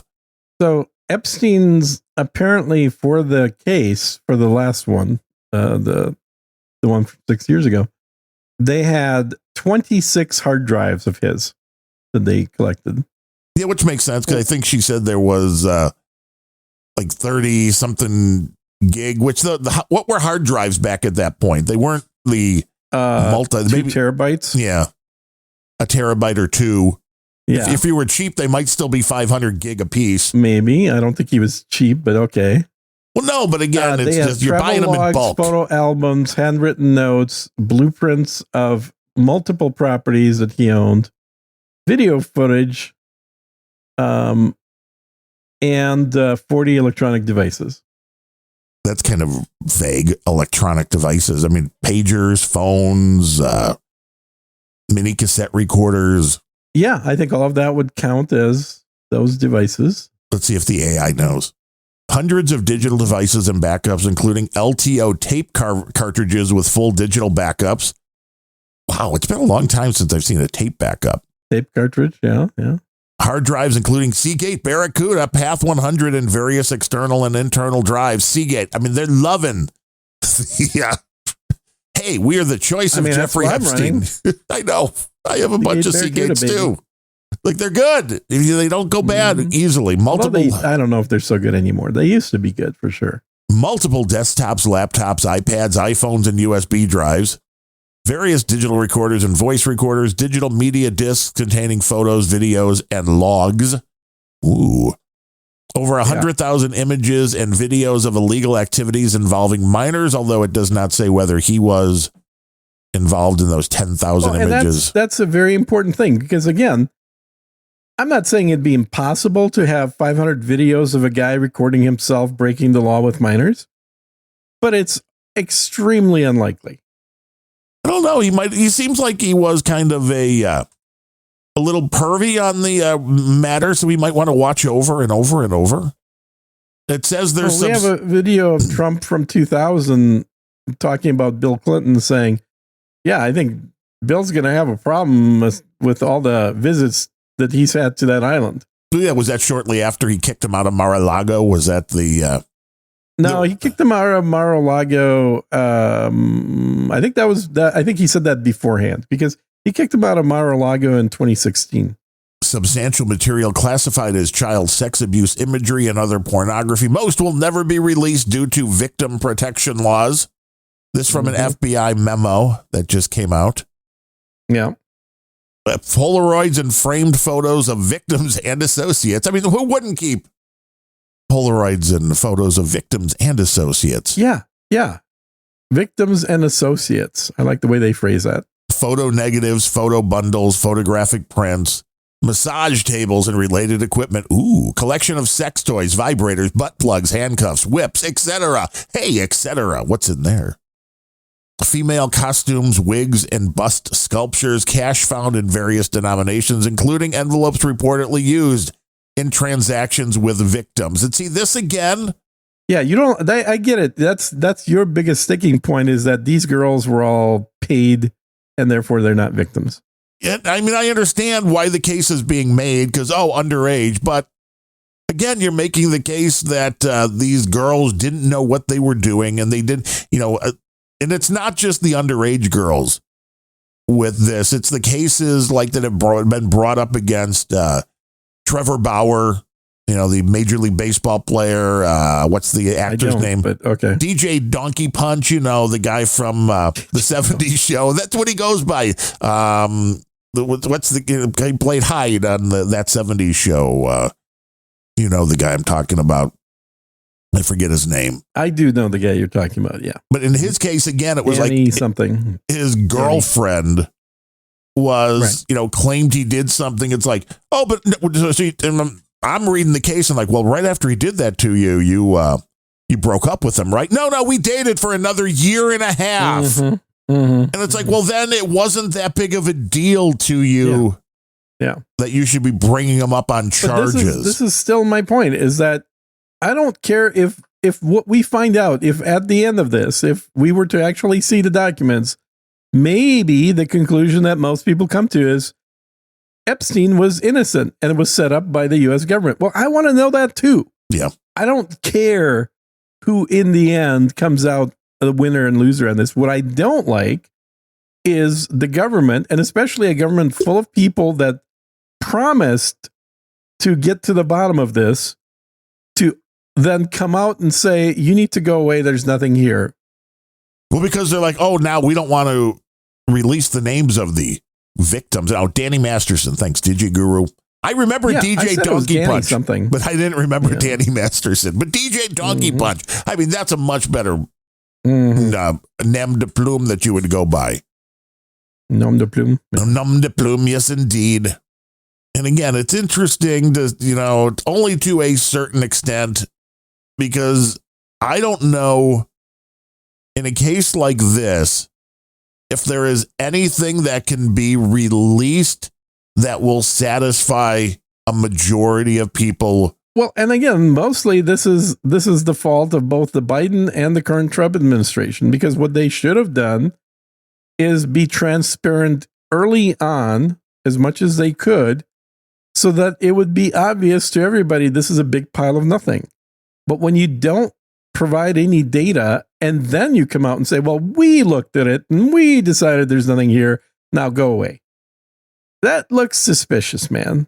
Trump literally ran on, we're going to make the FBI get reformed. We're going to put out the Kennedy files, all the details of what happened the MLK files.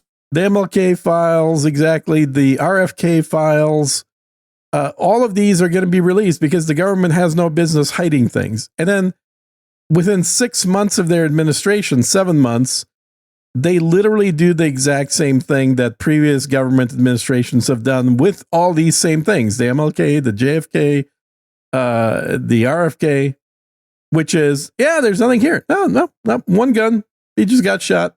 Well, do you think this is they looked at what was in there and went, oh, fuck? Or do they look at it and go, oh, no, we can't release that? Or was it we looked at it and you know what? There really is my nothing. Suspicion that I have no evidence for whatsoever, other than... Well, that's never stopped you before, Gene. Thank you. Other than a likelihood. There has to be something in there that embarrasses somebody that they really don't want to be embarrassed. Now, who would they not want to be embarrassed? A lot of people suggest Israel. So let's look at Israel.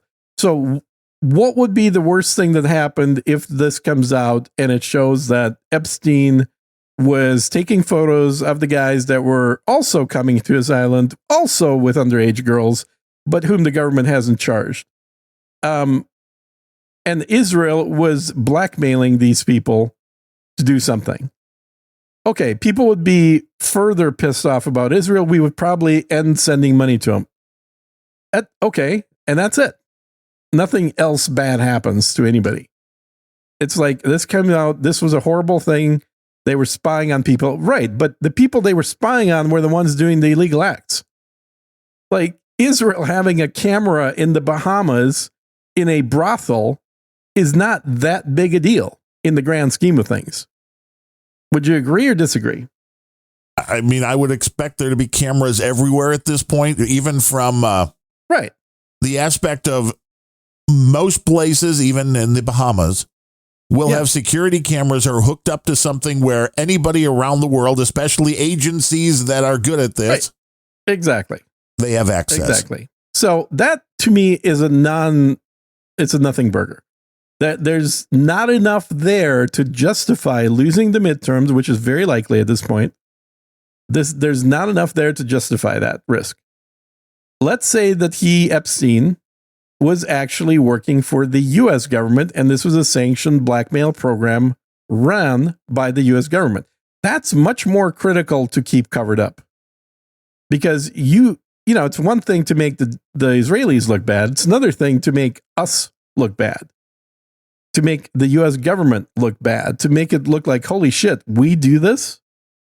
This is like a... well, it's like everybody was surprised when George Bush said, waterboard the sons of bitches. It's like a Nixon moment. Yeah. It's like Americans finding out about the sort of things that happen in politics that they're not supposed to not find out about. Or it's like the Edward Snowden moment, where all of a sudden we discovered that there was actual approval from the courts to allow the NSA to record every single American citizen's conversation, and nobody did anything to stop it. Not a single person in U.S. government opposed that program until Snowden made it public. Now, it's a dirty little secret. Yeah, and I think this very likely could have been another dirty little secret. Well, the intriguing thing here, the official review findings. After a comprehensive review by the FBI and DOJ, it was determined that the material includes over 300 gigabytes of data. And one, I hate when they say over. That's a tiny amount. Well, this is what I'm thinking. 300 gigabytes of data. I have 2-hour movies in 1080p that are more than 300 gigabytes. Exactly. Well, not exactly, but it wouldn't. No, probably are. Wouldn't take a lot of video. Now, especially if you're doing 4K. Oh yeah, Dude, 4K my video. My gaming videos that I put out on YouTube are 12 gigs a piece. Yeah. So this 300 gig, over 300, what does that mean? Does that mean 300 terabytes instead of gigabytes? It's over. Or does it mean 301? I don't know. But it says no incriminating client list or proof of organized blackmail by Epstein was found by U.S. authorities. And the majority of unreleased evidence is sealed due to privacy laws protecting the identities of the victims, which again, I say, hey, they got paid. Like you said, if you got your money, if you got the money, if you're going to take the payout, then part of it should be you put your name on it rather than, anonymous people said. It's like, it doesn't make sense. I mean, it does make sense and it doesn't. And I've never been overly concerned. I mean, and this is going to sound bad, but I've never been overly concerned with what the guy did. I've been more concerned with what the guy enabled other people to do. Yes, and like, if I don't care how much of a pervert Epstein. I don't care how much of a pervert Epstein was. Epstein was. Says somebody that only knows his secret code name. Epstein. Exactly. Epstein. He went by Mr. X. That was his pseudonym. I'm more concerned about the people that went on his planes to specifically his island. I don't care if somebody took Epstein's plane to go to Chicago. Don't care. But when you have people like Bill Clinton who took his plane to the island, we have logs. And these did get leaked. Yes. Over 20 times. And then Trump, who was best friends with Bill Clinton for many years. But not Hillary. We have tons of photos of him and Melania and the Clintons hanging out doing stuff. Well, I know why Bill wanted to hang around Melania. A tremendous amount of money to the Clintons, who voted Democrat by his own admission for almost 60 years. When that guy tells us there's nothing to see here, I get suspicious. Maybe it's Clinton he's protecting, his old buddy. Yeah, which is a lot of the conspiracy theorists now believe, as they talked about, I think on No Agenda, unless I'm imagining it. Now you release the evidence which buries Bill Clinton, and the Democrats all yell, and Trump goes, I didn't want to release it. You forced me to release it. Well, and this is the thing. This is also the stupidity and the gaslighting. A tweet from Trump. If there was a, quote, smoking gun, unquote, on Epstein, why didn't the Dems, who controlled the files for 4 years and had Garland and Comey in charge, why did they not release anything? Well, again, right. It's because Democrats are more likely to be on that list than Republicans, but both are likely to be on it, frankly. But just Trump because Democrats didn't release it though, doesn't I automatically mean that you shouldn't. And I agree that it doesn't make sense because Trump, his people had it first. So if you immediately got this evidence and you could have buried Joe Biden, you know they would have done it. Uh-huh. So I'm thinking and I have no doubt that it is possible the debauchery that everybody thinks was going on with other men that were being brought to the island happened. I just don't think there's any evidence of it. I don't think this was a case where he was videotaping everybody, where he was blackmailing people. I think just the opposite. I think the video, it appears, unless maybe he got smart and encrypted all of those videos too, but nobody's like, hey, Gene, there's 48 terabytes worth of hard drives, but it appears that there's nothing on them. Mm-hmm. There's none of that going on either, because then you'd go, I mean, see, if they would at least have a bunch of that, you'd be like, exactly. If they blamed the Democrats or the previous administration for literally destroying evidence, that would go a long way to exonerating the current administration. But what they did makes them look extremely guilty. Well, it's a no-win situation. I mean, I get it. The bloviating of, and I don't give the same weight to the people that are like, oh, well, Pam Bondi said that the client list was on her desk. It's like, no, she didn't. Words fucking mean things, fucking retards. They were asking her about when will this be released, and she's like, it's all on my desk for me to look at. She didn't even say she'd ever looked at it. So it's like, how would you know? If you told me, hey, that's on my desk, I'm like, Gene, did you get to this yet? Well, no, it's on my desk for me to look at. It means you have no idea what's in it because you haven't looked at it. You didn't say, well, I've looked at this and here's what I found. And these people are like, well, she was either lying then or she's lying now. It's like, stop being fucking clickbaity, Megyn Kelly. It's like two fucking angry blondes going after each other, which pay-per-view, that would be great. But Two Angry Blondes, I think I saw that movie. If not, we should make that movie. It would be great. It will also be a good podcast. Hey, I could make that movie pretty easy. Pam Bondi, Megyn Kelly, 2 angry blondes coming soon to Spotify. One of us is an actual blonde, but yeah. Well, that's, hey.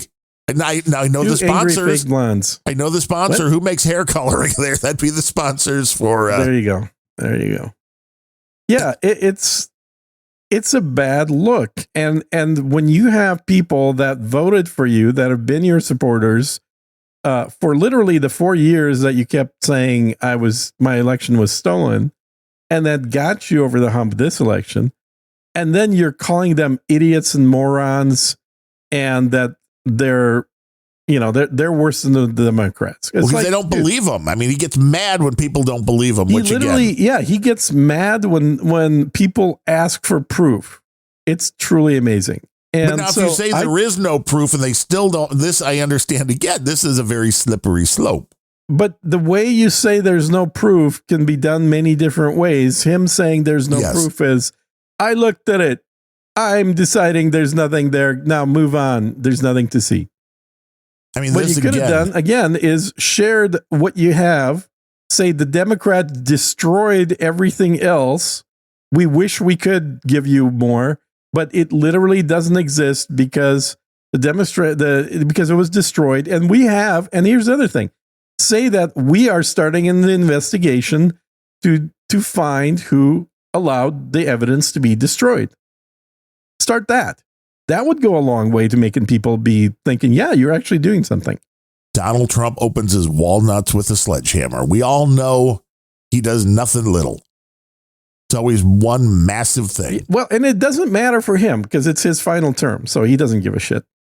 So it's kind of like whatever. But I think who it matters for is, well, Congress, for one. The House and Senate matters for because they've lost the midterms at this point. I also think that it's going to matter for his VP, who was, I think, by all counts, projected to be the most likely successor to run as a Republican for president 3 years from now. I think they've it's probably still going to happen, but they've made that be a lot more of an uphill battle at this point than it needed to be.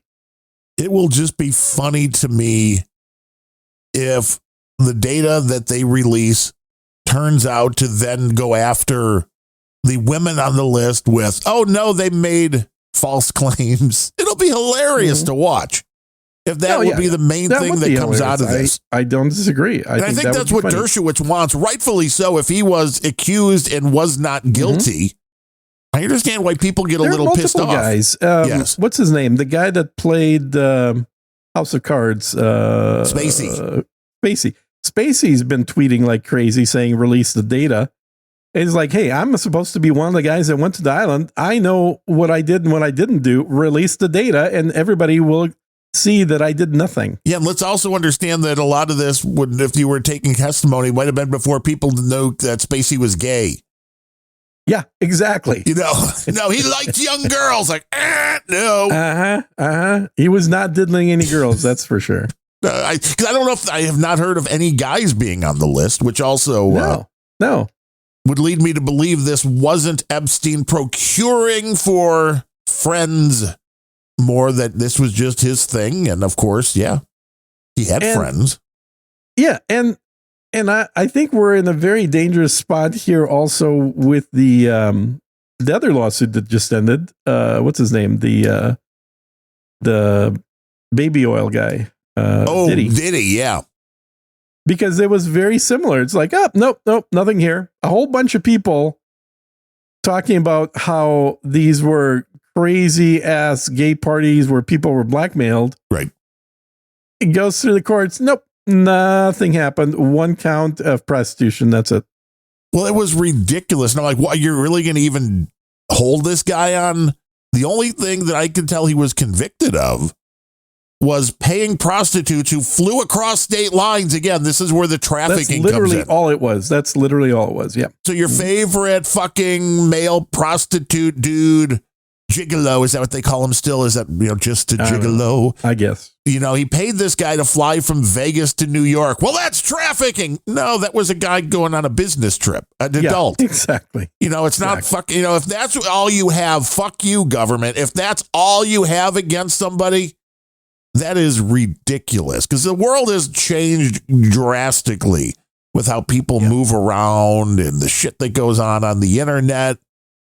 It is absolutely ridiculous. Yeah. And like, kinky sex is not illegal, or shouldn't be anyway, but blackmailing people is. Right. So do we have blackmailing going on, or don't we have blackmailing going on?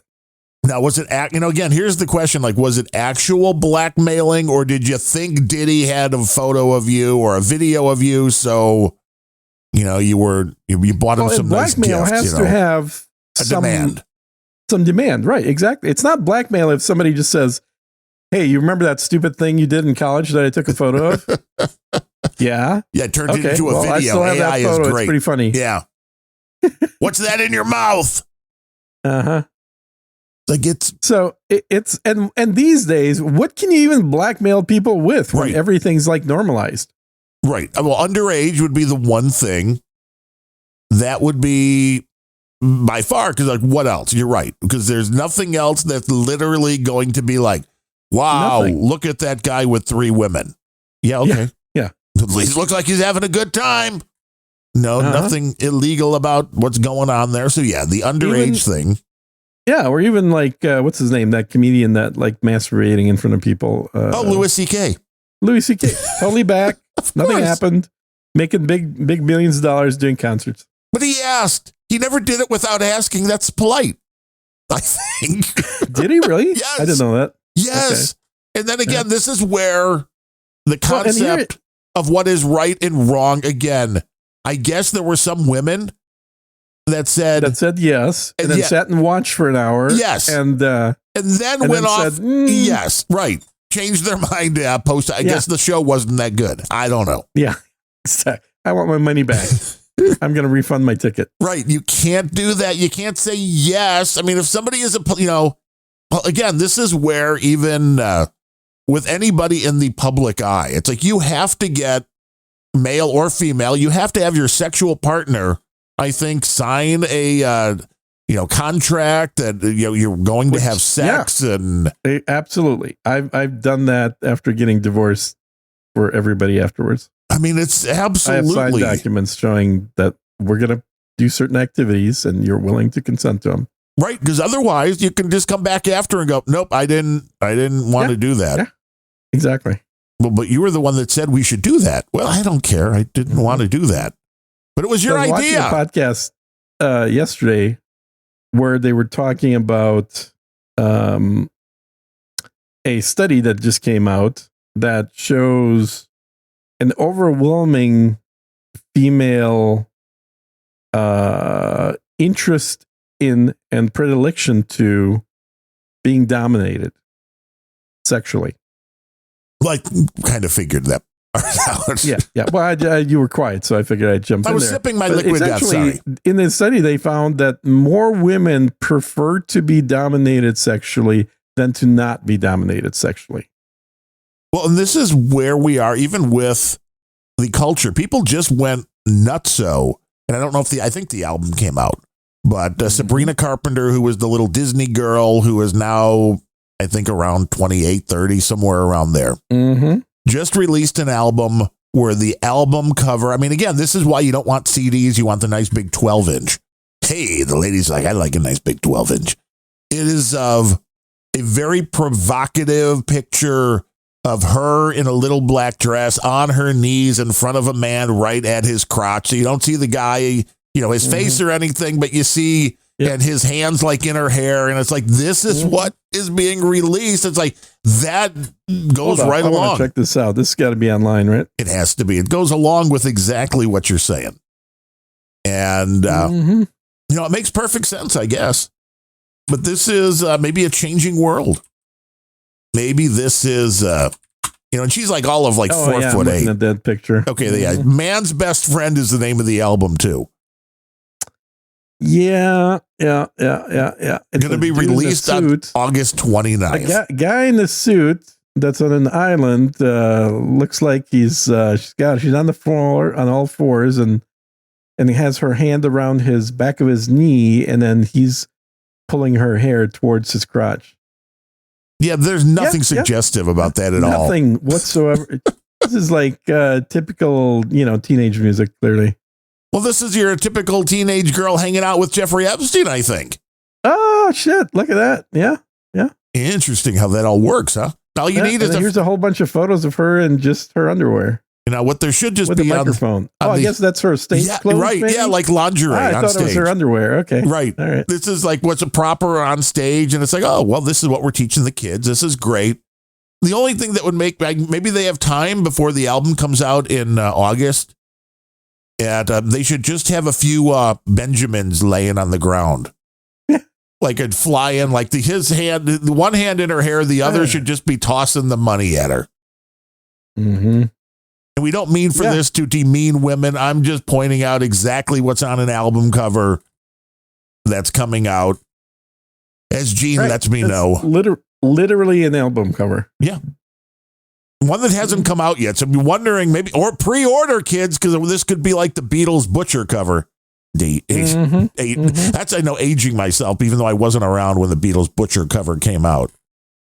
But this could be one of those that's like, although I don't know, nobody goes to stores. So it's not like people can be like, my kid's going to see that in the record store. Yeah, you're going to see it on Amazon or wherever it's sold, I guess. Right. And they'll just blur that out. But in the end, just to wrap up and finish the whole Epstein thing, my point is people like me are not happy about someone in the government simply saying, trust us, we're the government and we're here to help. And by people like you mean aging Jewish men with diabetes? Yes, I mean by people with a higher than normal IQ. You're absolutely right. I would make the contention that there is no winning move here. I don't think there's anything. I think they overplayed a hand and assumed there was things there that weren't. And again, I'm not saying that all the things that you believe happened didn't happen. I just don't think there's evidence of it. Yeah, no, I agree. And I would like to know either where that evidence is or why it doesn't exist. And that's the issue, is they're not telling us way more than simply saying there's no evidence. There are many ways to present something like this. Let's say truly that there is nothing there. It's a nothing burger, like I said. There are many ways to tell people it's a nothing burger, some of which gets people to nod their heads in agreement and go, oh, holy shit. Yeah, so it's been just hyped up for no good reason.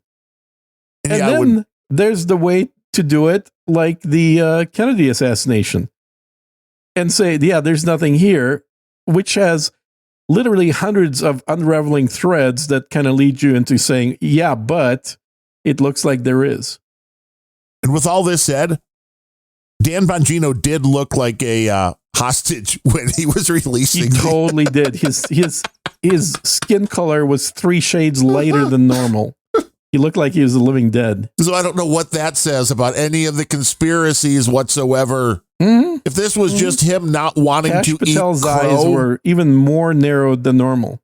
Yeah, if he just was didn't want to eat crow and come out because he knows how he pushed it. I'm still getting hundreds of people hitting a like on my post. So it's all good for me. Oh, and we shamed CSB. He did come in with another 333 and says, okay, here's another 333 as a reward for your hard work today. All right, more shekels. Yo, CSB. Well, thank you. That's all we have to do. We only have a few people donating, so we have to milk them for every last Satoshi that we can. Where are the rest of you? Come on. Yeah. Exactly. Digi Guru, Billy Bones, that works, dude. Oystein Bears, Net. I don't see no boosts. Uh-oh. I know. Now, we had a guy drop off supporting the monthlies on just good old boys. Well, that is a conspiracy theorist. We did a whole thing. We said, guys, I don't know if we can continue the show. We got to get some more money coming. Sure enough, within 2 days, somebody came in with another donation that was even bigger. Every time I watch Max Velocity now, I can't help but just see the dollar signs every super chat that comes in. and people that subscribe to join. What is it like on YouTube? He's like, oh, thanks for becoming some kind of member. So there's like memberships on YouTube too, besides the super chats. Yeah. And you could set your own prices for memberships. Like I had mine at $1.99, which is a no-brainer. But some people, if you got the bigger your audience, the higher you can price your memberships, basically. It's the more people will give. Were like $20. The more people will give, the more you can ask for. Well, it's the beauty of donations on YouTube is it's kind of priming. It's self-priming system. Like once a number of people start donating, others that have been thinking about it but weren't sure if it was worth doing, they now feel like, well, shit, everybody else is doing it, so I should. I've thought about this in the past.